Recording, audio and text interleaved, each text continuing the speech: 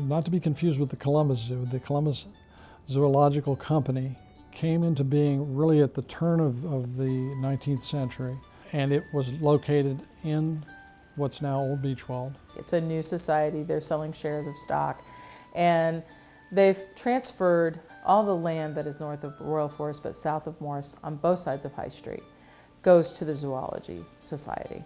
And the land to the east of High Street is divided up by the Board of Trustees into building lots. Their thought is they're going to build this great zoo, and then all these people are going to want to live nearby. And so then they'll sell off the land, and that's how they'll pay for the ongoing operations of the zoo. It actually was a pretty good idea. But it's 1905, and there is absolutely nothing but farming going on in this area. It failed by 1905, 1906, and in large part that was because there was competition coming online. An example of that is in the Indianola amusement park. The land to the west, which had been the actual zoo, was transferred into Joseph Jeffrey's family, and they built a summer home on that property. So there are some articles in the Columbus Dispatch that would say that until their house gets built, they're going to live in the restaurant that is on the zoo's properties. And the lots that are called the Zooland subdivision, which would be all the lots that are east of High Street, actually go through the bankruptcy and end up in a variety of people's hands, including the Bott brothers who own the Elevator restaurant downtown.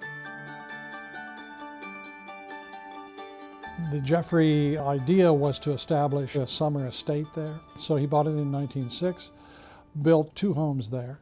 That stayed in his possession until 1914. And the developers bought the land to make it a country-like estate for families that wanted to raise their kids in a neighborhood that was, safe and beautiful and park-like. It was in the developer's plan to utilize the existing lie of the land to incorporate houses into that existing geography, not the other way around, not making the geography meet the demands of the housing. And you had to have at least $5,000 to purchase a lot.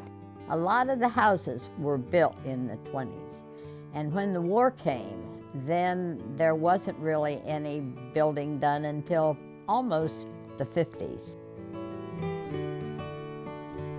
Zooland pretty much sits there until after World War II, when there's a whole bunch of men returning from war and they're not going to go live with their parents. They want to set up houses of their own and get married and have kids. And Elford Construction, they partner with John Galbraith and they build 600 homes in the Zooland subdivision in a matter of months. Even today, people, if they get their real estate tax bills or they get a transfer deed with their property, they'll see that they live in the Zooland addition.